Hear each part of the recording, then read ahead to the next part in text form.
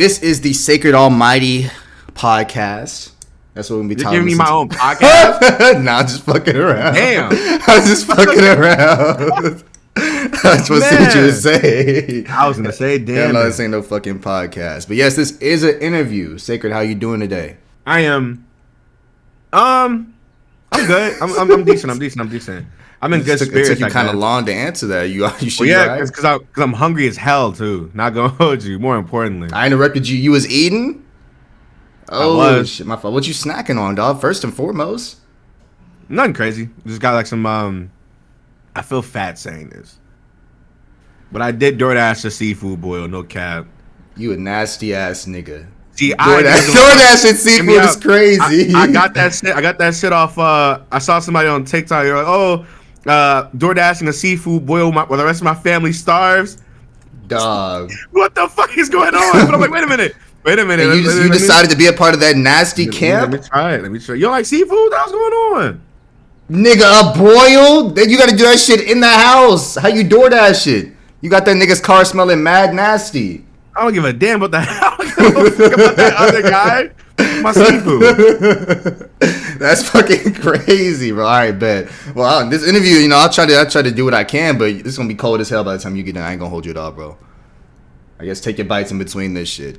But yeah, bro, we're gonna be interviewing Sacred the Almighty. Of course, it's called Sunseekers. It's my first time doing an interview type scenario. Sacred, I guess we'll start off real basic, my nigga. Where you from? Chicago, Illinois. Chicago, Illinois. So you from like the scary part or the white part? Specifically, in the Stony Island area, more like Woodlawn-ish. So like yes, that little part of the world that people know. Oh, so niggas heard of where you from, basically. Like that's not a good thing, honestly. You'd hope so. Yeah, I hope so. If they've been in Chicago, sure. All right, best. So yeah, Sacred is from the parts where you do not want to go if you're visiting Illinois, not at all. Go ahead and just go towards like the Chicago Bears area. I'm guessing like that. I don't know what the fuck Chicago looks like, but yeah, don't go anywhere near this nigga. I don't know. Are you affiliated? Yes or no? No. Answer and snitch on the niggas. No. I'm. What is wrong with you? I'm just saying, bro. We giving it up, right? No. No, I'm not. I don't know who he's talking about. Adam 22. Hell nah. I'm good on that. So like, I guess just growing or Vlad. Yeah, fuck that nigga. Fuck Adam. Fuck Vlad. We only do Joe Budden, Noriega, shit like that over here. What was life like just for just growing up inside Chicago before YouTube, before video games, all that shit? To be honest with you, I was a badass fucking kid. My mom hated taking me everywhere and shit. And the one things that like did kind of calm me down and kind of like just sit me the hell down was video games. And we didn't really have like our own video game till I was maybe like 5 or 6 years old. We were playing my cousin's PS1 and he had everything on that bitch. He even had the PlayStation Underground demos. I feel like that's like any real nigga's first experience playing video games is like playing at somebody else's house. That's the same exact way for me. My cousin would deadass like bring his PS1. And he stayed at night over to grandma's house because we lived with our grandma, and he would stay the night over there. And we just be playing it all weekend, just playing it, just play the PS1. And then when at one point he got a PS2, and he gave us the PS1 and all the games. Now I was like, oh shit, that's a different ballpark now. So like he gave it to you, he like the Hood gave it to you. You took that shit from him. He gave it to us. Okay, all right. Do you think your life would have been different if he never gave that, first game to you? No. I feel like it was just one of many things that happened that like kind of set me up here. Like at that time it was just video games, so it wasn't just like a serious thing to like really attach myself to. But video games didn't start like changing lives or anything at all until like I was like maybe like 16. 15. Yeah, I mean every nigga starts out playing something. Yeah. You said PS1, so you didn't even really get into Pokemon like that until later on, I'm sure. Then, right? I was not a Pokemon kid. I got into Pokemon from my friend Rollo. I remember where I was literally like a Sony kid. I was like with all the gun shit, all the football sports or whatever. And I remember I met this kid named Rollo who lived like in we lived in this like weird like complex area where like there was 3 floors There was one side, and there was their side, and he lived on the 3rd floor. We lived on the 3rd floor, and we were just like, just chopping shit up. And I remember one time, we just out of nowhere on like some organic, like damn near like spiritual timing type shit. Damn.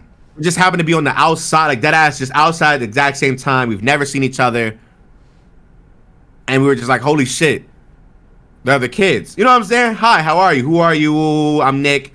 What are you playing? This is Pokemon. He had like a Game Boy Color. It was Pokemon Blue. And I was just like, yo, this looks really cool. So we just kind of just sat there, and we just really gravitated towards Pokemon. And I remember that same year, I got Coliseum. No, I got XD. I got the XD GameCube. And I was like, holy shit, whoa, whoa, whoa. And turns out, Rollo had Coliseum. So we would like just trade games back and forth because we had the same systems. That's crazy. Do you still know him to this day? We actually just met up again after like years, because obviously we're grown and shit now, right? So at one point we had got bed bugs. Whoa, wait. Back like yeah, like as men together. No. Like our apartment building got infested from okay. somebody. Yeah. We don't know what the fuck happened. Like all we know is one time my aunt like woke up and she had bites on her shit. Whoa, where'd that come from? The whole entire apartment building was filled with bed bugs, and so how the fuck the entire apartment get bed bugs? What the fuck type of mutant shit y'all had inside y'all? No idea, bro. I just remember it was a weird month and a half because we would like fight them bitches. We'd buy the spray. Bit the fuck. And I don't know what the hell's going on, but I know I've been bit. I'm like, okay, cool. So I'm like, all right, bro. So we had to move away, and we haven't seen them since like I was like 12 years old. And so like turns out our elementary and our high schools that we moved over to was maybe about like a couple blocks away from their high school. So there'd be times where like I'd be walking, I'm like, oh shit, that's Rollo, what's good with you? But we never like kept in contact. I want to say literally a couple months ago, I dead ass was like, yo, where you at? And he was like, I'm still in the city. Let me slide through. And he came through, dead ass. And I was like, oh shit. And he's the exact same person. That's crazy. That's really crazy. Did you ever like tell him in a way like, damn, if it wasn't for you, I might not be on this route right now? I told him thank you when I moved. When I moved out, or when I got kicked out rather, and it got like a real surreal moment. I was looking around, I'm like, damn, bro. All this shit started from meeting somebody on a porch. You know what I'm saying? It's fucking crazy. Wow. And I just was like, damn, bro, if it wasn't for you, yada yada. He was like, it's cool, bro. It was really cool to just see that like after years, we're still very much really close friends. That's still one of my best friends. Somebody that I really looked up to growing up as a kid. So now it's just really cool to see like, it's cool to hear that like when he was in the military, he was still playing Pokemon and he was showing his friends my videos. Like, I know this nigga. That's crazy. Like, these certain experiences you get in life, you don't know they're going to change you until you're looking back like, God damn. Yeah. I would not be this nigga I be telling today. people that all the time. Like, dog, like, you never know how this is going to play out. And, everybody was, oh, you never know. It's not going to happen. But it's like, listen, this shit can really change niggas' lives. Absolutely. Do you think games back then, I don't know how, like, bad Chicago is. I've only heard of shit like that. Do you think it was like an escape for you? Like, could you have easily went down the different route of doing Chicago X shit? I don't got to go into stuff like that. I was still doing shit like that. Whoa. Because I feel like we were young. Like, I feel like Chicago and like any major city, if you've been there for a long time, especially as a kid, you damn near engrossed into that world. You don't know there's an outside world. I didn't know there was more places than Chicago. You would hear about it. You would hear about it, sure, but like, nigga, I was in Chicago. I don't give a fuck about nothing else. Nigga, I was going outside, staying in my little like area or whatever. And whenever we did go out, it, like the city was big as shit, so we kind of just didn't need to go anywhere. I only knew Chicago. You knew type shit. Yeah, so when I finally like started to like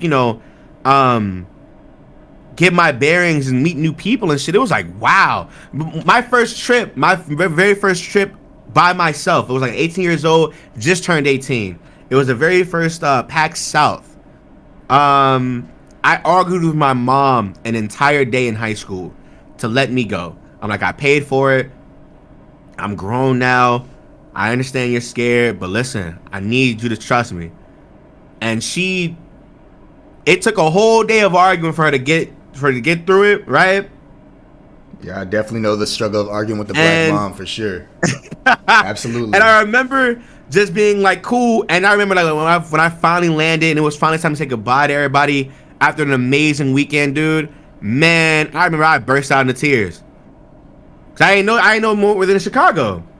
That's crazy. So, PAC South is in what, Florida? No, Texas, San Antonio. Texas. They closed So it though. it must have been like just a completely mind-blowing experience because I'm born in Texas. That shit don't sound, I mean, it's nothing like Georgia, nothing like anything I've ever experienced. So it's just like way different to you. Yeah, bro, that bitch. And I saw everybody. You know how you watch like people online, you see their faces, their expressions, you see their certain like their features and shit. When you see them in person, they're an entirely different person. They're in front of you. So for me, it was like, damn, I'm seeing people I watched. I'm seeing people, friends of mine that I've only seen on camera, and we're like enjoying shit and just eating out and just doing stupid shit, having fun. It was like, wow, this shit real life. It's completely. And when it was surreal. time to say goodbye, it was time to say goodbye, bro. I burst out into tears live in a fucking hotel lobby in front of like all my friends. I cried. Would you consider PAC South to be one of the best moments you've had, like in life? I wouldn't say best, but it definitely is important. Like it's probably the most important part of like the future trajectory of just where I went at that point. I think that was my final year in high school, and I remember the next like 6-7 months were me like struggling to like graduate on time. And when I didn't know what I wanted to do afterwards. So you was like a super senior. No. No. Thank God I wasn't. Thank God. But no, I just remember like just kind of just being like, damn, like, I don't know what I want to be. I don't know what I want to do. Cause you got out of high school, that's that pressure. Like, what the fuck am I gonna do now? Like, what the fuck is next? That's all you know is high school up until that point. You're not around any of these same people anymore, teachers, nothing. Yeah, but thankfully, shit, YouTube did what it had to do. So, okay, so you started YouTube senior year? You said you were 16? No. So I was 16 sophomore year, yes. Were you still living in your house at that time? Yes. Okay, so my folks. When you started doing YouTube, what made you, I'm playing video games, now I want to start recording this shit. What was the decision to make you do that? Chugga Conroy. I was watching his Wind Waker playthrough, and I didn't know you can get paid for this shit. I was like, no, you can get paid for it, bro. Because I already did it just because I thought it was cool. Like, okay, I can play video games and talk to random people, the fuck, or just talk in general. I was more fascinated at the technicality of it. I was like, oh shit, that's somebody's voice over a video game on a video. How the fuck you do that? You know what I'm saying? Yeah, for sure. I wasn't trying to build an audience. I wasn't trying to build anything. Just doing that shit for fun. Yeah. So do you remember the first game that you uploaded? Minecraft. Real nigga shit. Why is that the first game that niggas just gravitate to first all the fucking time? I said that it was before. The first game I again, streamed ever. Minecraft. If it wasn't for Pokemon blowing up, I'd be a Minecraft channel. Like in every sense of the word, like you'd probably be like the same type of personality, doing the same kind of shit they do. Yeah. Like I love everything. Minecraft. Like Sky does Minecraft. Minecraft is like Minecraft. I don't give a fuck what nobody says. You can grow out of Minecraft all you want, but Minecraft is the game. So you think that's probably like one of the easier games to grow on YouTube? Well, yeah, especially now they got so many trends you can just blow up on. Like you just that oh, here's 100 days I survived. Niggas be lying about that shit though. They don't spend. They be lying in that bitch. They be lying their ass off. Yeah, they be lying they fucking ass off. 2 Minecraft days and creative. They don't give a fuck.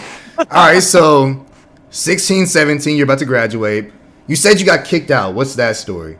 Oh, dude. My at-home life was not always good. When it comes like to family members and shit like that. We had a big ass family. So 5-bedroom house and belonged to my grandma. We had like maybe like 8 people up in that bitch. Um, there'd be a lot of fights and shit. There'd be a lot of like passive aggressive comments or whatever. And at some point, I guess it got to be my turn or whatever. And I didn't know, but when it got to me, a lot of people in the family who was stepping for me. And so it was like, wow. So it turned like a civil war and shit. Damn, like there was a split in the whole family. Yeah. So it was like, well, fuck it then. So I had to find a place in like 2 weeks. And listen, I don't know how it happened, but it happened. I couldn't even tell you like the how. I couldn't tell you the house. It just really happened. Like it happened as fast as it started. So As it ended, rather. Like it was like, oh hey, here's a random group chat and a message, and then here's a week or two worth of arguing. Then I move. So it was just sudden, like they just came to you like, hey, yeah, you gotta go somewhere. Damn, I can't imagine what it's like. Who was it? Your mom that told you that? It was my cousins. They needed the room that I was like using because they were having another baby. Mind you, that's nobody's fault, right? Yeah. And they're old as fuck. They were like maybe like in their like early 30s, and they were looking for a house. And the moment that they heard that like I was thinking about moving out on my own, they tried to like fasten the process. And they just dropped, hey, we need you to leave. Like, what the fuck going on? This ain't your house. And that started a whole thing. Do you still today feel like a sense of betrayal or anything? You kind of just swept that under the rug. I don't have no feeling towards it no more. I don't care. I don't give a fuck. So you got that bossed up feeling. Do they ever like try to hit you up today? Like, hey, bro, I apologize for doing that. I had to. Damn. No, So there's still something there, even if you don't want to acknowledge it. I don't care personally. I think it's them. I think it's more of a one-sided thing. They don't feel like what they did was wrong. They don't care. So it's not my fault. It's not my fault. I'm good. Life is great. Life has been amazing since I've left. You learn a lot about yourself when you live by yourself now. For sure. Yeah, you grow into the person that you're meant to be as soon as you're on your own. You struggle a little bit. Like nobody wants to talk about the struggle part of life before you get to where you want to. Oh, dude. I think I'm still in that phase, like low key. Like a lot of people don't know that like when I moved out here, I was an emotional wreck type shit. Like I was like heavy drinking and shit like that. Heavy drinking, heavy like being miserable. There'd be times where like I would rarely like upload or rarely stream or some shit just to like, you know, just to be with myself. Like it's hard. Like, it was hard. It was like, damn, like why the family just say fuck me like that? I can see how it would be. That sounds terrible, honestly. So you had a heavy substance problem. Was it just on drinking, or you were doing anything else other than that? Just drinking. Just drinking. I'm not doing anything else. I didn't give a fuck about anything else, bro. Hey, bro, if it was an Atlanta nigga, that nigga would have been fucked. I live right next to like a liquor store, and you know I normally have never been in a liquor store my entire life until I moved out here. And I was like, yo, let me go see what the area looks like, and I started just walking around. And there's a lot of places around me that are really, really cool places. And I just went up in the liquor store. I was like, oh shit, y'all got like a fucking gallery in this bitch. Them shits be strategically placed though, because I be seeing like 20 liquor stores in every hood, dog. That shit is crazy. And they be looking mad nice inside there too. Like what the y'all be trying to advertise the fuck out of it. Right. Okay, so you're on your own at this point. You say YouTube is already going for you. Mm-hmm. Have you already had that pop off yet? No. I think I have a very interesting channel, like career or whatever. I've always kind of just been like gradual growth. Yeah. Like I never had a blow up. Never had a blow up. And if I did have a snowball, It never lasted long at all. It just was a thing. It lasts like a month, maybe like 2, and it's over. It'd be in spurts. Yeah. So what was your first video do you remember that was kind of like, whoa, where are these niggas coming from? When I was like really, really young, I had made the very first Pokemon ROM hack video. It was like the first top 5, top 10 ROM hack video. Nobody ever did it before. I was like, oh shit, let me try this out. And it just blew. That's It just insane. blew. I wanted to give you flowers a little bit, like I was saying earlier. What you did for like culture in itself with Pokemon, right? Because like, of course, Yeah. I've talked to a lot of people inside Pokemon community and stuff like that. They watched you. You were the first like black person culturally to kind of tell black people like, okay, cool, it's alright to play Pokemon. Like honestly, put you in the same lane. Like, you know how RDC popularized anime and now niggas watch anime. You and a select few others did that shit for Pokemon. Like, did you ever realize that? It was really Shofu. I think for me, I was really just focused on just existing and kind of just making shit work for myself. I never really understood like the background effects of like, oh hey, you make black people look cool doing this. Yeah. You know? So like for like Shofu was like the only black person and somebody else, but fuck them. We're the only like few black people in the space that were like really making waves or whatever. And I guess I just kind of just was like, I didn't even pay attention to my skin color. I didn't think the skin color shit mattered until I got older. For sure does. And I started like dealing with like companies and passive aggressive comments and all that extra shit. Like, I ain't know it got like that before. Nah, I mean, your skin is the only factor when it comes to stuff like that, honestly. But you're in the conversation. Like, I understand Shofu was there, but like, when they think of black Pokemon YouTubers, it's SacredAlmighty. Numb Nexus, like, there's people that they will always put inside the conversation of it, and you're one of them. Like, I understand, cool. you popping up Shofu, but you a pioneer inside this shit as well. Hey. 1,000%. I don't want to be humble. I don't want to be humble, but I just don't think about it like that, you know? Yeah. Yeah, for sure. I mean, you're in the conversation. Your friend group before all of this, was he the only one, the guy that you talked about earlier, or did you have like a cool 4 or 5 friends that you talked to before YouTube? We moved around a lot. So like there was Rollo and then our group of like 5, 6 people, 6 kids. We moved away, went to the suburbs. Had my like 5 or 6 kids, but we didn't like. We stuck around. Like it's weird too, cause like maybe only 2 of them are still around now. Everybody else went back to the city. Then we moved out here. Everybody else moved away. It's gone. Everybody's gone. So it's only like maybe 1 or 2 that you still cool with to this day that you can hit up like, hey bro, we're trying to hang out. There's maybe like a good like 3 or 4, and that's it.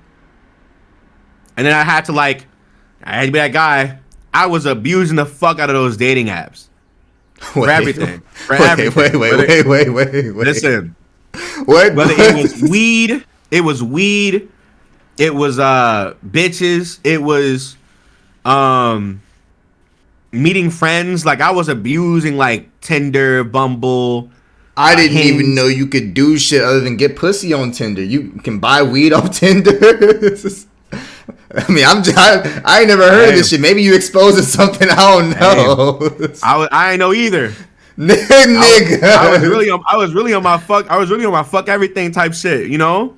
But That no, is like insane. you met some really cool. I met some really cool women, and they opened the doors to like meeting like newer friends and newer males and shit like that. You know what I'm saying? Yeah. And they were all the guys that were like really like invested in like the area and shit like that. So I think I've gotten established in like my own little area now. But at first I was just a random ass guy in this little area. And it's like, damn, I was lonely as fuck. Let me fuck on something.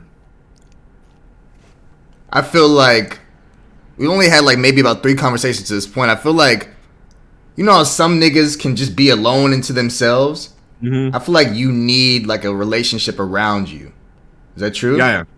Yeah, I mean, listen, I think you at least need somebody if you don't have a pet. For sure.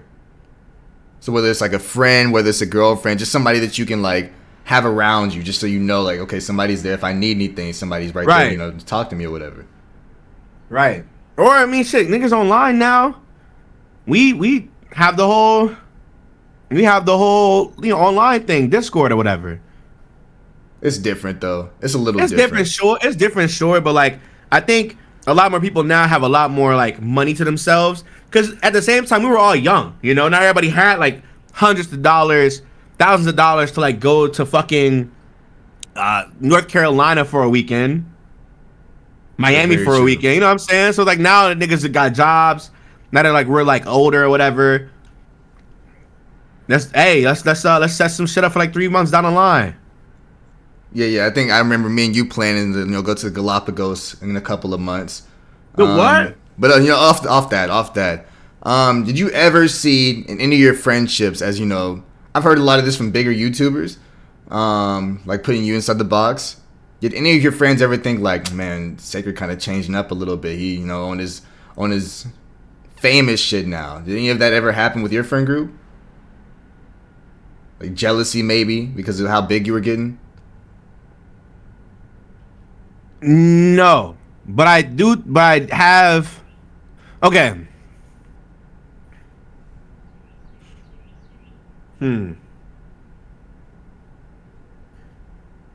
I do remember there was a time where I really wanted to take this like really really serious, and my friend group at the time were very very casual.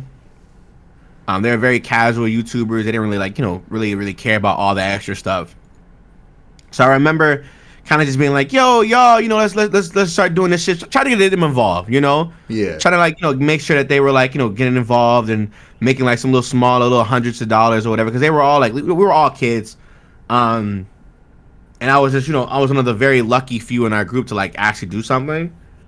So it was like, friends, hey, hi, dude, look, come on, y'all, what are y'all doing? Woo.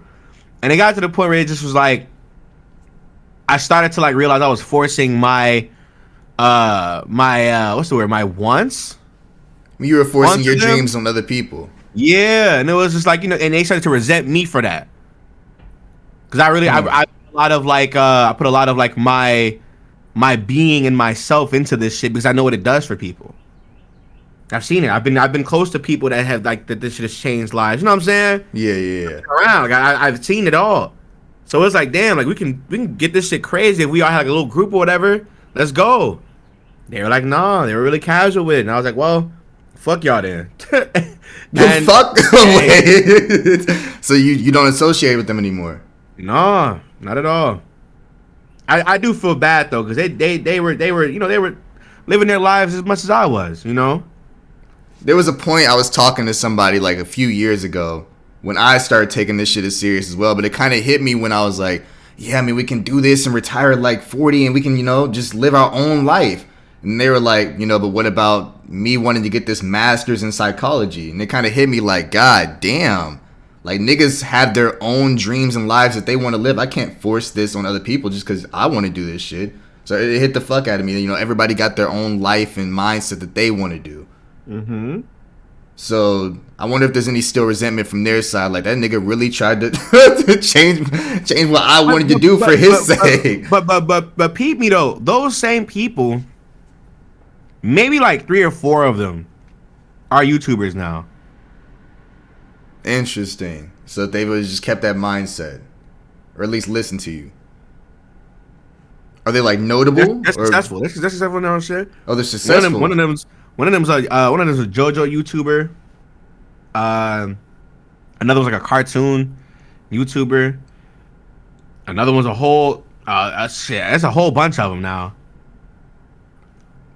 I wonder what changed. I wonder, like, do you ever try to hit them up like, hey, let's try to get back and do what we were doing? No. So there's no connection at all with them. I don't feel nothing. Interesting. Okay. So you have your friend groups, you have your cousins. I just feel like there's a spot in you that's the second relationship. You say you don't feel nothing. Like, is it easy for you to cut people off? Yes. Do you think I that's realized unhealthy? I realized. Well, it's weird, but I feel like unfortunately I've been disappointed by so many so early in life that like I realized like, hey, not everybody's gonna be in your life, right? Absolutely. And you have to learn to compartmentalize friendships and relationships with people, and whether or not and rank them. Like okay, which friend group is this important to, or compare it to, right? Or which person in this relationship with another person matters here. You know what I'm saying? Like you gotta rank your people. You can't give energy to everybody. Yeah, you got to split. You can't, of course. It's not everybody has good intentions for you, so you got to give the right energy to the right people. Mm-hmm. So you learned that early on. Okay? Let me ask something. Was your father in your life? Nope. Okay, so as a black man, I feel like we have to learn that way earlier than everybody else. That yes, even somebody that was literally one half of the reason that you're here can still be like, nah, fuck that nigga. Because I had to learn that lesson earlier too. I mean, even to the point where, like, I would go to Texas where my, of course, real dad is. He would text my mom like, hey, pulling up to the house to, just see him a little bit. To maybe take him out, play some basketball, and that nigga would never pull up. Ever. I've talked to him a few times as a man. And I realize now that, men, he was my age when he had me. Like 23, 24. So I don't really have now too you much realize how hatred. confused you are. You're like, absolutely, yeah. If I were to have a kid, who's to say I wouldn't do the same thing? I can say right now I would never do that, but I don't know. I haven't had a kid yet, so I would not know. In those moments, it's terrifying, bro. For sure. I think because I've had a couple pregnancy scares with people before, and like, it's so interesting to see how like point of view changes. Where it's like, damn, like I really am about to be a dad. Then you look around at people and shit, and it's like, wait a minute. Maybe I've been living life a little bit too fast. Yeah, that shit's scary. Maybe I've been doing this a little bit too fast, bro. And thankfully, abortions exist. Women's rights. You feel me? Yeah, I had a pregnancy scare like all the way to where I did not know until they took a test from the baby if it was mine. Like I had to sit there that whole 9 months and let that shit cook. I ain't gonna hold you at all. That shit was the scariest moment of my life. Thank God you don't have a kid. I can imagine another you.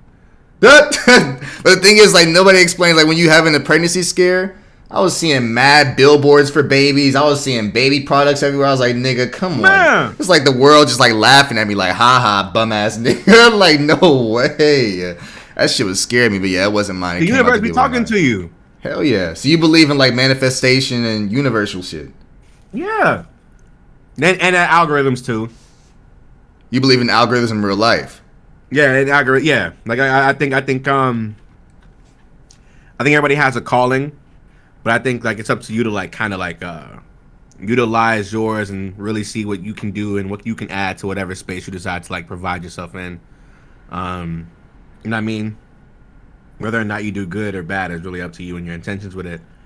So I think that like, whenever you go through something, I think any decision that you do in life has a good and a bad. And I think anything good to you is bad to somebody else. Something affects everything for sure. Yeah. So you kind of just have to like be able to be like, all right, cool. As long as you put your best foot forward, you're fine. I've never heard anybody like put it like in the way of an algorithm. That's actually pretty interesting. I knew of people believe in like destiny and manifestation and stuff like that, but yeah, I didn't hear a way of putting algorithm. That's crazy. Reason why I can't do that is because life always changes. Always changes. You could. It might be your destiny now. That you kind of want to be a YouTuber, right? How old are you right now? I'm 24. By 30, you might have a change of heart. Be as successful as you are. Be as like fucking notable as you are. By 30, you say fuck YouTube. I want to be a Twitch streamer, or I want to do PR for a company.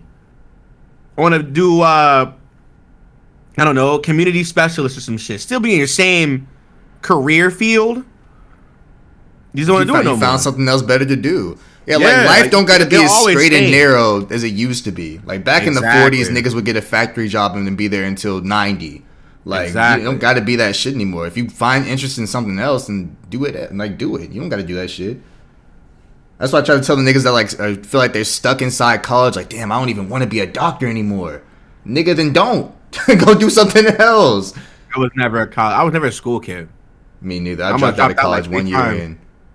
in college or high school? High school. I almost dropped out like 3 times. So you been said fuck that shit. Yeah.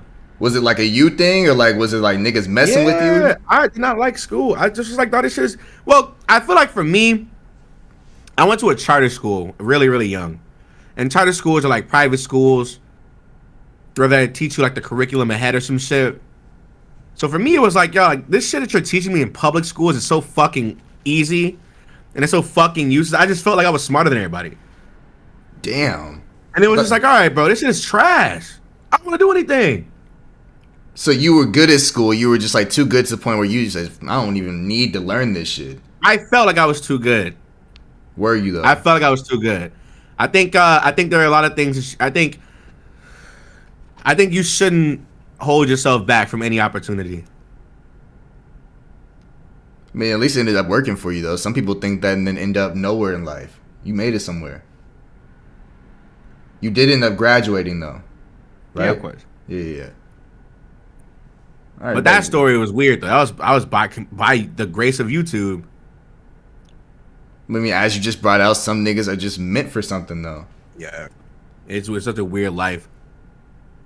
So when did you make that transfer? I'm guessing you had a lot of course strong friendships in real life. When did you make that transfer? Like, okay, I found some cool people on the internet. I'm gonna start fucking with them. When was that transfer? That just happened. As I moved, I realized like, damn, I'm losing a lot of friends IRL, but my friends online are really cool. So, hey. So that's when you meet like the numb nexuses, basically. Uh-huh. And how old were you whenever that happened? Yeah, we were like 16, 17. But we weren't as close as we were. We were not as close until like maybe like 18, 19. That's when like life started to like happen and we were kind of just by ourselves or whatever. Was numb nexus? I think you were friends with Callum. Calum? I don't know how to pronounce his name. I still am friends with Callum. Yeah. Are you still as close with them as you were? No, not at all. When was it like? Is there like? Are you still on the basis where you can hit them up like, "Hey, bro, I'm going through this." Yeah, of course.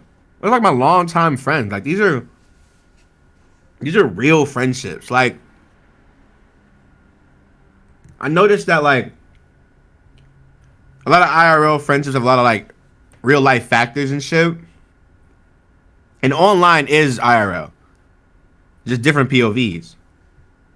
So And a lot as more long opinions. as huh? A lot more opinions online too. Open Yeah. opinions. I don't give a fuck with that bullshit. I hate that shit with a passion. but at least in regards to the friendship thing, you know, if they need it, it's nothing but a shot away. You know what I'm saying? And I mean, hey, if niggas really need something, we can get it done. That's all it is. It just comes down to like being like, all right, cool. Is this person worth it? So you all were inside of a group? Yeah. What was the group called? We came up together. There was no name for it. We just did it. So that's when you start getting like the soul locks and stuff like that. Y'all can't get, hey, we're gonna do this, we're gonna do this. Yeah. So what was that like? Like finally having a group? Because you said you had a friend group where they didn't want to do that. Now you have one. Would that feel good? Honestly, No. it didn't. Mm-mm. What didn't complete it for you?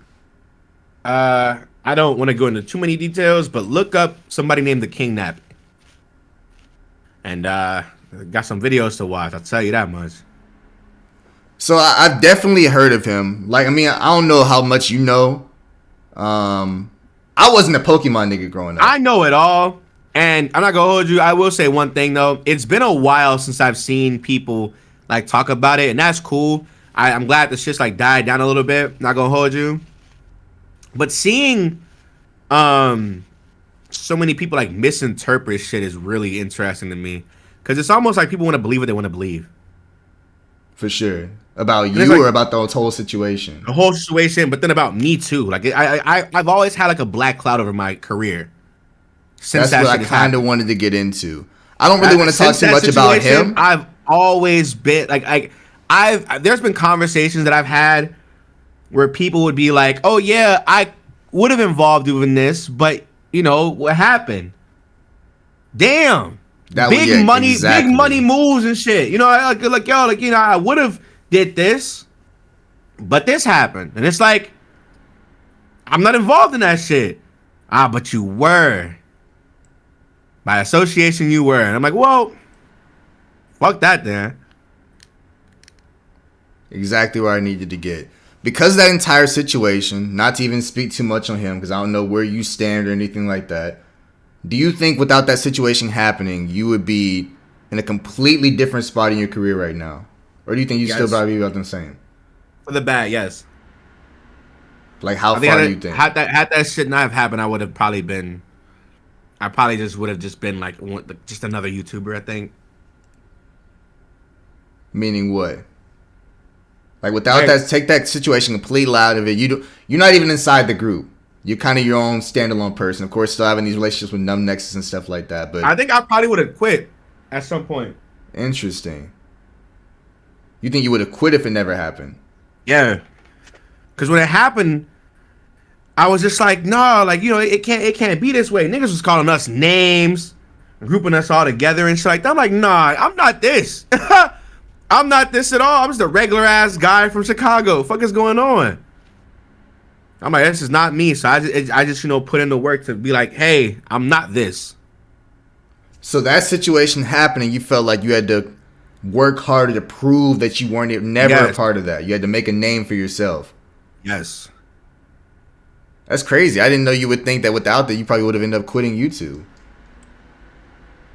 That's someone. The channel was struggling before that shit happened. So I was like, well, I'm gonna probably just leave out this bitch. Then it happened. I'm like, oh damn, life about to get real weird. You think that was more of like a wake up call for you? Like, okay, let me go ahead and kick this into high gear to get as far away from this as possible. Yes, that's exactly what it was. Do you think the others in the group felt the same way? No, they be here. They be with you. They be here. Yeah, I think everybody dispersed. And that's kind of what, I don't know if you remember, I DM'd you a couple of days or probably a week ago or two. I don't know. Time is fucking illusion. But I said, like, why is the Pokemon group so spread out? And by that, I was meaning, like, not just the white. I mean, of course, you have the, I feel like there's a diverse, you know, you have the white YouTubers that do Pokemon and then us that do Pokemon. There's a lot. Absolutely. There's a lot of different races and stuff going into it. But it's not connected. If you see, like, the Smash community, all them niggas interact with each other, no matter what you are. And I wonder why the Pokemon community never has gotten to that point, even though it's been out longer than all these games. We don't have community.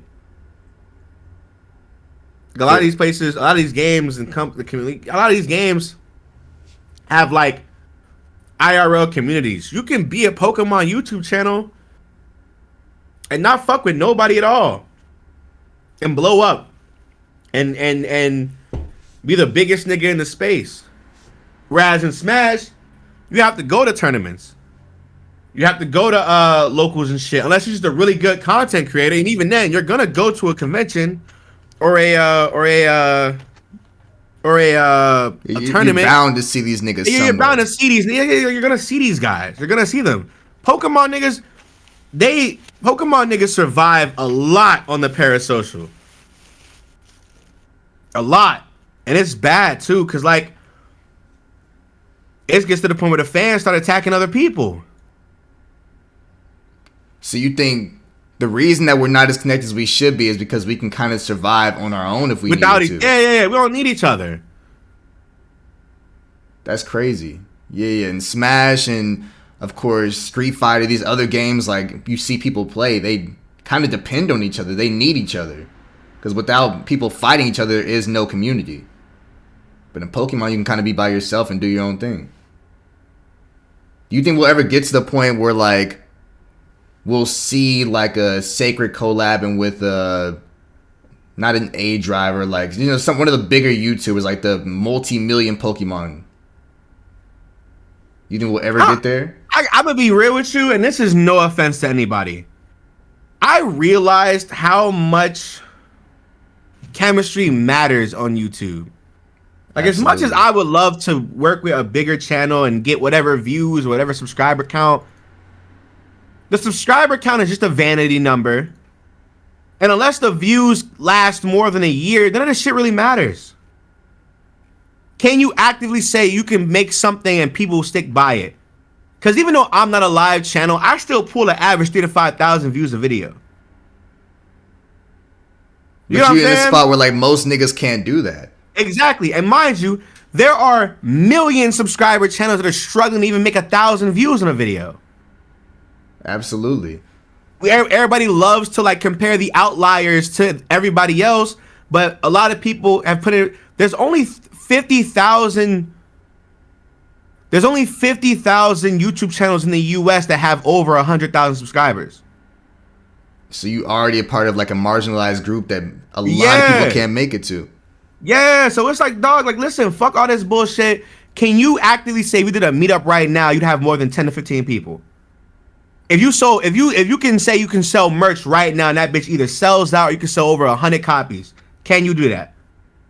So you're in a spot where like, fuck the bigger YouTubers. I'd rather talk to the people that have a genuine relationship and I can fuck make them, bro. Yeah. Absolutely, fuck them. It's not towards them. Like for me, I think I took niggas off this pedestal. I've been around for way too long. I've seen plenty of companies be fake behind YouTubers. I've seen a lot of YouTubers be fake. Like it's you see a lot when you stick around and just watch people, right? Yeah. And it's like, dog, like I really don't fuck with none of y'all. But at the same time, they don't fuck with each other. That's why I've been meaning to talk about. Like most of these niggas that y'all be seeing being friends on here, they don't be cool like that. Have you seen in the last like 5 years now how many popular YouTuber friend groups fell apart? How many popular YouTubers got exposed for being fucking weirdos to women and kids? This shit's not by pure coincidence. This shit is on purpose. This industry's fucking weird. These people are weird as fuck. The people with power are weird as fuck. They're the weird as YouTube industry is weird, not just Pokemon community. The whole space is like the industry of online social media influence is weird. It's weird as fuck, and it's severely racist. It's gotten to the point where like when somebody's going, niggas are already asking themselves like, "Ah, shit, what are we gonna see him get exposed for?" It's expected. Which it shouldn't get to that point, but it's expected. Like, if you see any nigga doing their grind on YouTube, it's kind of just like, there's a thought in the back of your mind, like, I don't want to get too close because he might be a pedophile or some shit. He might be an abuser to women. Like, it's always that looming thought for whatever reason. And it's gotten to the point where it's just like, most niggas in YouTube are bad people, unfortunately. Yeah, hear me out. A big popular lesson that I realized, right? Because I've been watching a lot of like big popular Twitch streamers, and I be comparing myself like, yo, why the fuck does this weird ass guy have this following and shit, right? You do not have to be a good person to have a platform. You don't have to be a good person to have a platform.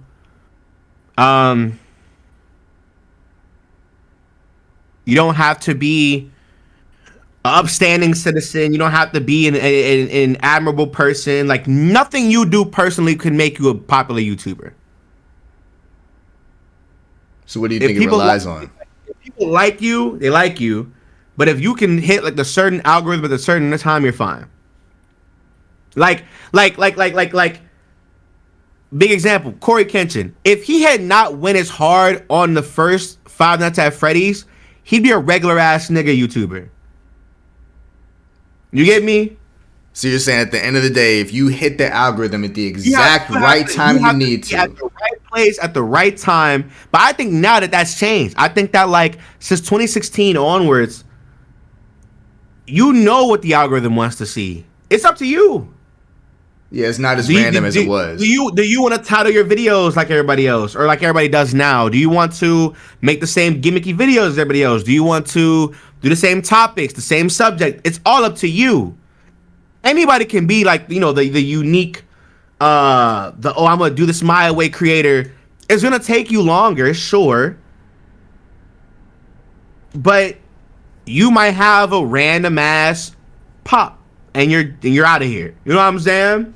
Yeah. Thankfully, we have things like TikTok, Facebook Reels, YouTube Shorts. We have things that help the algorithm kind of recognize us more. Do you give more respect to the people that can notice an algorithm and then jump on that and then blow up that way, or do you give more respect to the people that get it out the mud, I don't work every day? You don't. I don't care. give a fuck. You don't even separate the two. None of that shit matters to me, man. It's not as long, because in my eyes, and this really is gonna get real dark. I feel like a lot of people, we've been lied to. I think a lot of people don't see this as a competition, and that's the problem. It is a competition, because no matter what you do or say, you are fighting for the eyes of the audience. Just the other day, remember when I tweeted out that one Pokemon opinion or whatever? And there was that one guy that was like, oh, that's why I'm subscribed to Apollo, but not you. That bum ass. But hear me out. I hated that, dog. But you see what I'm saying? Yeah. We're fighting for the appeal for people who don't matter to us, but add value to our overall experience. That could be one person, but that one person could be rich. You know what I'm saying? And he might just donate a whole bunch of shit to you or whatever. You are in competition with the eyes of many. And unfortunately, a lot of black people, a lot of black creators, we don't have the luxury of looking the same or acting the same or editing the same. You know how many white YouTubers there are that have that same hairstyle to the side because they're balding, the same color streak, the same swooshy poppy editing. There's a lot. There's a lot of them. There's a lot of them. But how many black people can do the exact same thing and not be compared to a Berleezy, Corey Kenshin, even an Afro? I've had this conversation before, and it's happened a lot. We don't have the luxury. We do not have the luxury. You get compared. Like, okay, so I even had the same conversation. I had the same stance. Why is it that I never see like an upcoming white YouTuber like, he act just like PewDiePie, he act just like Markiplier? It's not a thing. It's only the black YouTubers that can compare like that. Because black people are stingy. What I realized is we suffer from the crabs in a bucket mentality. And unfortunately, everybody thinks that everybody lives by the same everybody for themselves type of rule. And it sucks because, you know, you might be a really good person that can edit really good or like do some crazy shit. That don't matter. Niggas gonna see you as a competition, gonna see you as a threat. They're gonna tell you, don't do these things that you're very passionate about. We exist in a time where it's every man for himself in regards to the black community. And plus, everybody's broke too. Everybody's struggling right now. If we're talking anybody, a person of color and shit, right? So they can't even put money behind who they support. You get me? Exactly. You'll see like a Berleezy, Corey Kenshin merchandise drop. Cool. And you'll see a lot of content creators support those drops. But they have a friend that just dropped a merchandise thing. They don't support it. They have a friend who is trying to get their startup business off the ground. Don't support it. They have a friend that's trying to drop t-shirts, their own clothing brand. Don't support it.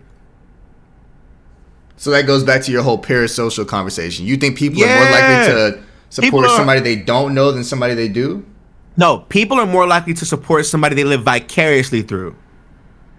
Instead of everybody, yes, everybody wants to, like, every black person wants to be a Corey Kenshin Berleezy. Not them specifically, but they want the idea of, I can upload whatever I want and get the same amount of support consistently and be able to change the lives of people that I love. You get me? What mindset do you think needs to be adapted for it to change?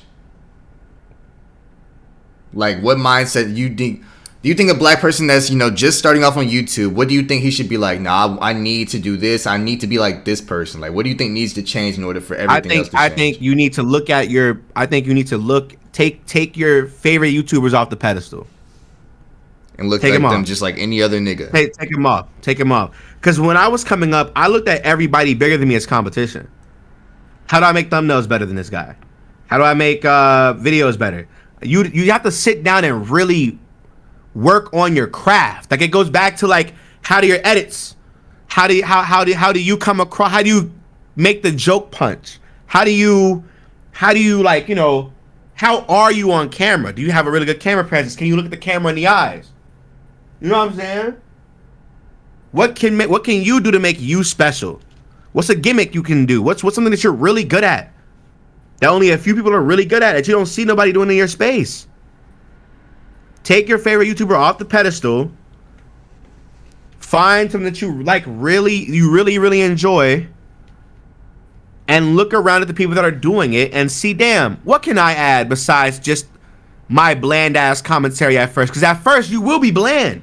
Absolutely. You start off ass. You're gonna be dry as fuck. At first, you're gonna be like very scared, very timid in the mic. How am I gonna get comfortable fast? It should be your question. And how are you gonna start putting things that you like behind what you make? That's what people don't understand is they realize they don't have to. You're going to be terrible when you start. It don't matter, you know, how much expensive equipment you have, what you have with you. You're going to be a bad creator whenever you first start doing this shit. Because you're learning. You're bad at... If I were to go try to be a fucking basketball player, I'm not going to be the best nigga on the court. I'm going to be ass. It's with everything. Niggas just don't know how to make that first step, but they need to realize that you can equate this shit to anything you do inside life. You're going to be terrible at everything when you first start. But they give up before they can get a chance to actually be good at this shit. How long did it take you to realize that if I keep doing this, I'm going to be that nigga? Was it the first 10 videos, 100, 1,000? You don't. You don't. At the end of the day, if you love doing it, you're gonna do it. If you want to take it seriously enough, you're gonna do it. Do you feel like you brought up the releases and Corey Kenson's? Do you feel like there's ever times they look at their numbers like, damn, I need to get to that 200,000. Their bads. Think about this, right? Their bads are really popular videos for a normal person. They look at the same 10 out of 10 or 9 of 10 or 8 of 10 as we do. It's just different. If a video flops, it flops. Sure, they can still make hundreds of thousands of dollars from a video that just did amazing because it's a viral video, but they're also viral YouTubers. So their bads are gonna be somebody else's best they could ever. Exactly. They're terribles. Like Corey Kitchen blow right now, 2 million in a day. That's a lot of million subscriber channels highest video.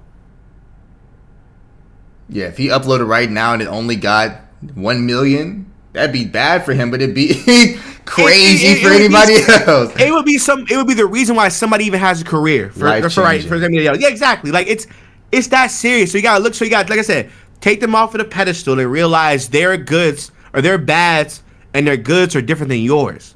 Okay, cool. How do you make yours more? You gotta look at yourself. At the end of the day, it's all you. At the end of the day, it's literally all you. Exactly. Like taking people off the pedestal, I feel like is the best way to stop that comparison. Because like even like you said, you know, a lot of black YouTubers get compared to everybody else. If you just like stop caring, like you're going to be acting like somebody else at first. That's just how this shit is because it's what we see. We adapt to what we see. So like whether you're acting like Corey Kenshin, Berleezy, Afro Senju, Sacred, like it don't matter who you're acting like. Like if you eventually learn to adapt to your own personality, that's all that matters. I mean, you're gonna start off doing something like somebody. That's just how everything works. But at the end of the day, I did want to do at least one more question. You brought up racism earlier. I don't know if you remember that. Do you think it's still, because you made a video on it about a year or two. Do you think it's still as bad as it is in the Pokemon community, or you think it's gotten better? Nigga, they do not like niggas. The entire community itself. Bro, I promise you, if Shofu didn't do Pokemon raps, I don't think he'd be around. I gotta be real with you. I think a lot of these people now get away with their like really, really weird way of looking at things specifically the people of color. Like, think like this, right? Shofu's Pokemon raps is the same thing as nerdcore, anime rapping. It's a whole genre of people that love that shit, right? But if Shofu uploaded like a Pokemon Let's Play or like a Pokemon news video, it'd get like 20 to 50,000 views. But if he uploaded a Pokemon rap, that bitch hit 100K. Easy. So you think that has to do with the racism in the community? I think it has to come. I think it comes from a place of usefulness, and you build what you build it. You know, you have to build it, because at some point it's like, okay, cool. I may not have a lot of like white followers, so of course if you go to like one of my peers' streams or whatever, you'll see them about white people donating hundreds of thousands of dollars to niggas, right? For sure. I still have people that show up. And they're black. They're black behind those damn things. They get on camera. If I did an Amigo meetup right now, you see number black people, black little kids. But they don't have money like that. We don't have access to money like that. You know what I'm saying? So you think black YouTubers already as a whole start off as a disadvantage? Yeah. Just solely that's why some because people don't show their face. There's a lot of Minecraft and Roblox channels that are black people, but they've never shown their face at all, and their OC is white. You think it goes that far? I'm being dead. Listen, you're laughing. I'm being so fucking serious. Do you know of niggas that do that? Yes. They be black as hell with the white OC. I don't know them. I don't know them as friends. Yeah, you just know. But I know it's a group of people that exist. It's a group of people that exist that are popular in their communities, that don't have no face cam, don't have nothing at all, don't have no Instagram, none of that shit at all. They're regular ass YouTubers that have maybe like a Twitter, and they're like animated OC is white or light skinned or fucking, but they're black. And that just starts them off immediately with an advantage because they have that white audience. There are so many Roblox anime gaming channels, right? They don't show face cam at all. Booming. Only a few of them are black. A lot of them are black actually, but they never show face cam. There was one that did show his face cam. Oh my God, you're black? What? Wow, why, huh? Yeah, why is it such a surprise when we're black? What's the fucking spectacle? That's the biggest shock ever to these niggas. I was not expecting that. Whoa. Bombastic side eye, like, nigga, what? Yeah, exactly. I remember this dude back in the day, like in one of the old like Call of Duty streamers type shit. His name was Who's Chaos, and nobody knew the nigga was black till he showed his face. Half his fan base, bro, did not watch that nigga anymore. Like, it's that bad? Just because if you black, they just stop fucking with you? You just loved me yesterday. That's so crazy to me. That's insane. So, Pokemon community has gotten worse in racism. Is there anything like any other things that you've seen recently that you can just tell, like, nah, fuck that? No, I don't give a fuck. I don't care. I think when you start looking for it, you find a lot more of it, and it starts to piss you off, and you start to look bitter. Because then you become, oh, he's the guy that talks about race. That's true. And it's like, damn. We can't talk about this obvious problem, that there's a problem. You know what I'm saying? Yeah, you don't want to be bringing up race, like logic, every single time you drop a video type shit. They like, oh, Nick, you're talking about race again. Oh, here he goes the race. So I was like, these are very important things. Yeah, but these are shit that need to be talked about. Right, what are you talking about? There's like, I realize nobody cares. Nobody cares. Even the black people don't care. As long as the black people are the one to benefit, they don't care. There are a lot of black streamers that let shit go because they benefit from it. And they don't care about this shit no more. They won. The rat race is done. You get me? I understand. That's why when Corey Kenshin came out and did that black video, it was one of the most important videos of that year. For sure. Because Corey Kenshin, and we gotta be honest here, Corey Kenshin has been riding along that really PG-13 Christian YouTuber. He's the black friend that a lot of white people have. And then he came out and said, y'all doing niggas dirty. And the moment he came out and said some shit is when literally everybody was like, yeah, you're right. You know how many white YouTubers came out and said, yeah, I benefited from it. He's right. I mean, you had like Jacksepticeye, you had 8-Bit Ryan. Word for word. literally said, "There's a problem. I've benefited from it, but it doesn't mean that it doesn't exist." They all came out and was like, yeah, They all came out and was like, he's right. He's spitting. He's right.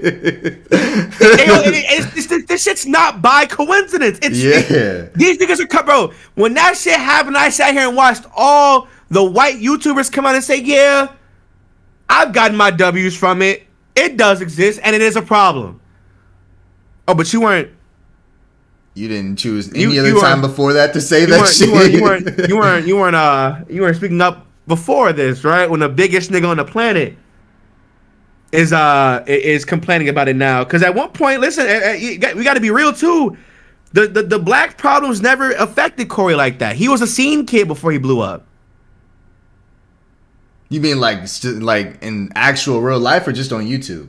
Corey Kenshin was the stereotypical black nerd friend that every white person claims they have that lets them say nigga. He still has to deal with nigga shit though, I feel like in the end of the day, right? Well, no, of course. Now he does. He's a grown-ass man. So do you think, early Corey Kenshin, go back to his older videos where he had the sleek-ass fucking black hair. Nigga wore makeup and dresses, did anime dances, all this shit. Do you think the people that, of course, are a part of that group don't deal with racism systematically? I think they have the luxury of being able to ignore it and choosing to ignore it so they don't speak up on it. As long as they benefit from it, as long as you benefit from prejudice or racism, it doesn't exist to you no more. That's how you get coons. So that's why you looked at, I guess you get the phrase, like, he's one of the good ones, I guess. Exactly. Oh, he's one of the guys that accepts our bullshit, so here's a blessing. But Corey Kent is different, though. I don't think, because we saw how he blew up. Corey Kent was a regular. Yeah. A lot of people, if you blew up 2016, 2017, you are an anomaly YouTuber. Because that was when the YouTube algorithm changed forever.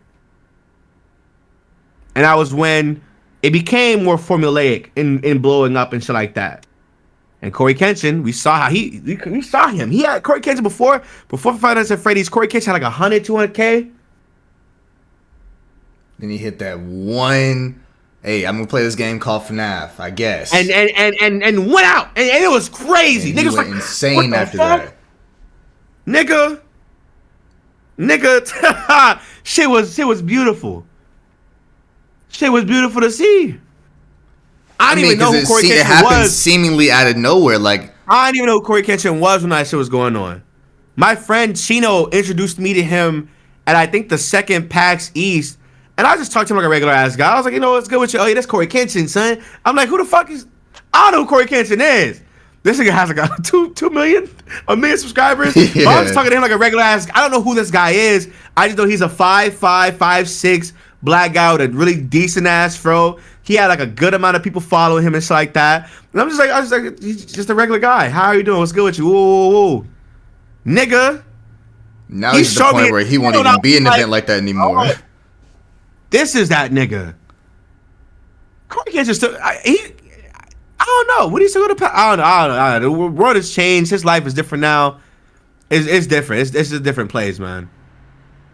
He's literally an anomaly of a person. Like, he blew up at the right time, and now he is that nigga. Like, but now look at somebody like Berleezy, right? Berleezy took a different route. He did like funny anime voiceovers and shit, funny cartoon, cartoon parodies. Woo. And if you remember, there was a time where niggas was not fucking with the gaming channel. Right, he did a perfect pivot. No, it was hard. When Berleezy was a thing, at some point he stopped uploading. But he's stuck on it. On that regular. Yeah, on that Until Dawn waved, he was only getting like 20,000 per video. But then Walking Dead came out. In the same way that FNAF came out for Corey, Walking Dead was that for Berleezy. And everybody was like, yo! And it hit. And it hit the entire channel. Like, yo, he going crazy on these Until Dawn games, but y'all wasn't fucking with it when I first started doing it. Not until this Walking Dead came out. I just feel like there's certain things a part of a channel that you can't really... Like, if FNAF came out again, Corey's gonna pay it because that's his core fan base, is FNAF. and they get crazy views because that's his core fan base. But it's crazy seeing these niggas like this, and I didn't know you ever actually met him in real life. That's crazy. At PAX South, you said? Yeah. Was that the same one that you said you cried at the end of it? No, it was the second or third one. So, you've been doing YouTube for 10 years. You said you started 16, so 10 years, right? What is the one thing that, keeps you... Because I see you still daily upload. I don't know if you have always done that, but you definitely daily upload now. What's the thing that keeps telling you, like, hey, bro, I'm going to keep pushing. I'm going. Because some niggas, they don't daily upload like that. Treat every video like it's somebody's first video. Huh. So any of your videos can be like the one that's like, yo, what the fuck? It's like, happened. I've seen it. I've seen videos, a part of series where maybe the part 1 blew up and the second or third part didn't go up. But that part 4 or 5, wow. Yeah, that's the one. For sure. So you just, every single day you wake up with the mindset like, this could be the video that's the first time somebody sees it. So I'm going to keep doing my thing. I'm going to keep pushing. I'm going to keep going. Yeah. Sacred, you don't realize how much you that nigga for real, bro. You say you want to be humble, but you really him on some real shit. What does that mean, bro? What does it mean to be him? What does that mean? What does it mean to be 10 years into the game with 200,000 subscribers and still getting able to hit that 20K mark on a video? That's crazy. You don't realize how crazy that is? And how much, like, some niggas will never, ever get to that point? Yeah, they can. I mean, they can. They can. But still being this deep in the game and still having the motivation to go daily uploads, like, even that by itself is crazy. And, well, because come on. Because I know for certain, and this is one of those, like, contentment things where it's like, listen, at the end of the day, there's only one of me. There's only ever going to be one me in my entire life. The people that I've seen that are like me lack something. I'm still me at the end of the day. You know what I'm saying? What's the Undertale shit? Despite everything, it's despite still everything me. else, it's still you. Exactly. Okay, So it's like, listen, you still him. So say it. Say you still him. That's what I need. Bruh. I know. Fuck all that humble shit, dog. It's not for me to say. You know, it's for the people. It's for the people, and this goes all the way back to it, right? The essence of it all. It's for the people that have been impacted, that have enjoyed the content, that have put money behind me, the people that, like, it's for those people that have come to my DMs and say, yo, your videos really inspire me, or you've helped me through this time of your life or whatever, or I'm going through the same thing you're going through. Ooh. It's for those people to tell. They have to tell that story. Absolutely. I gotta live it. 1,000%. 1,000%. I 100% agree on you. Like, no matter how much somebody compliments themselves, if it's just like, what did J. Cole say? The way that they call Chief Keef Sosa, if it's just known, then that's definitely the way that you want to go. Listen, it's serious. It's serious. It's a very serious thing. It's a very, very, because you gotta think, like, if I was to die right now and I only have my YouTube channel or whatever, I could be happy. I put a lot of myself into life. You know what I'm saying? Yeah. There's been plenty of times where I could have let life humble me, destroy me, take me off the deep end. Man, fuck all that bullshit. The world ain't gonna save you. Save yourself. 1,000%. 1,000%. And when you do save yourself, make sure the niggas that left you to die feel that shit. Make sure them niggas feel that motherfucker, boy. Make sure them niggas regret every fucking thing they've ever done. Fuck? I'm dead ass What serious, happened bro. to the humble shit? Let them niggas feel that. Because when you up. At some point, it speaks for itself.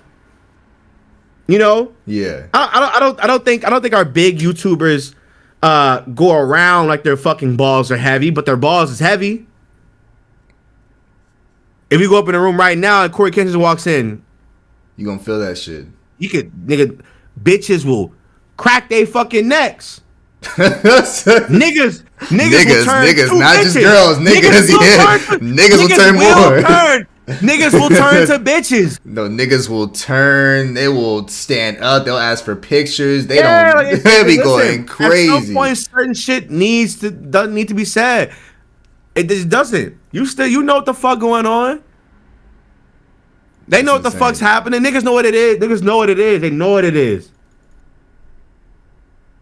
That's really crazy. Yeah, Berleezy. There's a lot of people that go inside that shit for sure. Niggas was telling me I didn't even go to DreamCon. That somebody told me, nigga, Berleezy walked around with like a group of people. It was his family or some shit, and fucking all the girls was going crazy. And I'm like, yeah, I can see that. I can see it. Have you ever been to a DreamCon before? No. Seeing that shit and just seeing how niggas act around these people, bro, they will go crazy for them. It's the parasocial. It like they've impacted their lives in a way where it's like, yeah, you are that guy to me. I've seen niggas like after about like 20 pictures released, like, okay, I'm gonna go inside this room, y'all see y'all. And then niggas will get mad, like actually mad because they weren't able to get a picture with them. Like, man, fuck that nigga. Like, damn. What the fuck is going on? That's OD. That is a little bit too much. Hold on. Nah, but they'll really do that crazy. shit. I know it's like that. Yes, bro. Yo, niggas is crazy. They will swarm these niggas. Like it got so bad like 2 years ago that last year like these niggas are around a group of security at all times. Cause they will swarm you like, hey, no, picture. Like they'll grab you and then just take the picture themselves. Like that's just crazy. But you going this year though, right? No.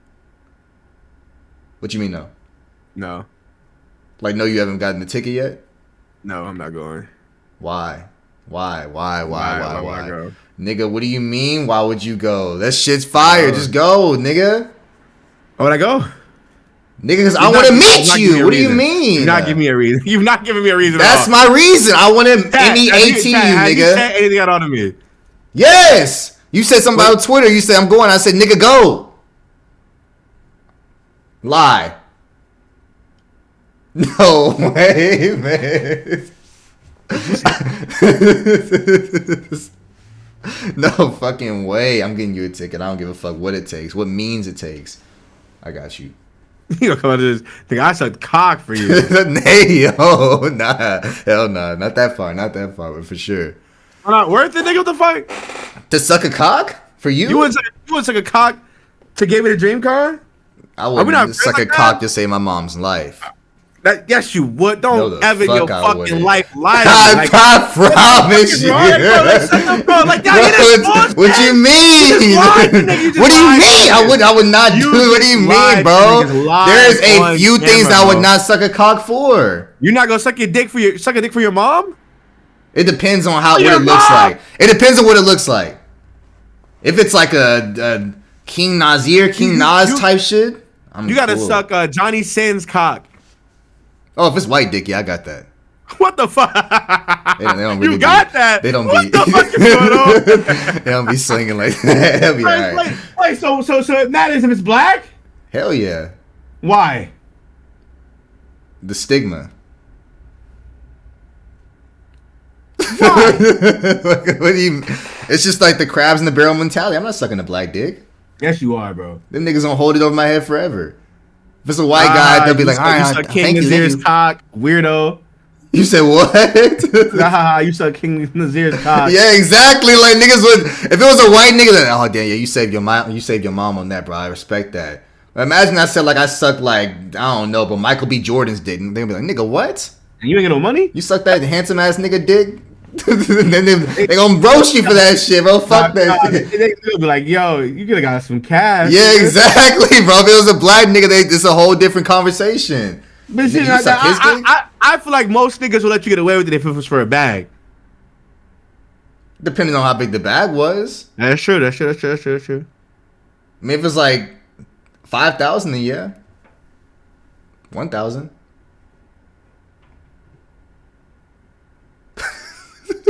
Why are we talking about dates? Why'd you get quiet? What the fuck is going on? Were you like disappointed my number was so low? Why'd you? It's just. I don't know, man. All right, y'all, bro. Sacred Almighty got 213,000 on YouTube, 28K on Twitch. Has his own website. This nigga killing shit, my nigga. SacredAlmighty.com. If I got it wrong, correct me right now, nigga. You got it. Is there anything else that you need to say? Get off your chest. Listen, hey man, stay the course. Don't let nobody make you feel like you're not enough. And go listen to Thanks for Nothing when it comes out.